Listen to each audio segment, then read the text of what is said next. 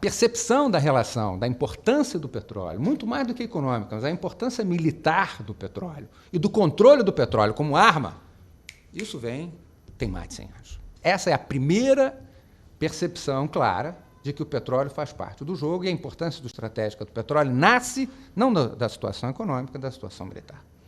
Se nós também olharmos todos os grandes conflitos que aconteceram no cenário internacional a partir da Segunda Guerra, eu diria que quase todos, talvez com exceção do conflito do Vietnã, o petróleo esteve envolvido. 46, fronteira do Irã com a União Soviética, os russos tinham invadido o norte do Irã, os americanos e os ingleses peitam os soviéticos para eles saírem do Irã. Eles saem. O que estava em disputa, os campos de petróleo do norte do Irã. 53, Mossadegh, nacionalização do petróleo iraniano. Okay? Muito importante para os ingleses. Os ingleses ainda têm uma dominância muito grande no mundo do petróleo até 1956, Suez. Eu vou falar um pouquinho do Suez.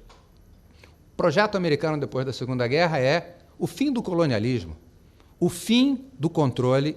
Colonialismo, nos anos 50, se traduz com o fim do colonialismo na Ásia, que é uma bobagem, a Indonésia só chegou nos anos 60, mas basicamente no Oriente Médio, o controle inglês sobre o Irã, o Iraque. Certo? O controle inglês sobre o fluxo de petróleo internacional.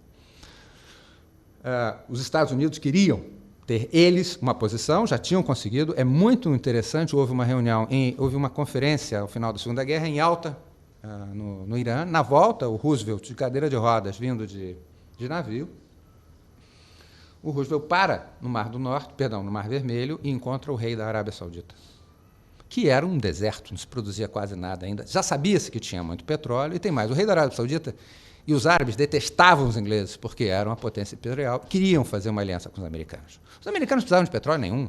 Os americanos eram autossuficientes de petróleo até os anos 60, exportadores de petróleo até os anos 50.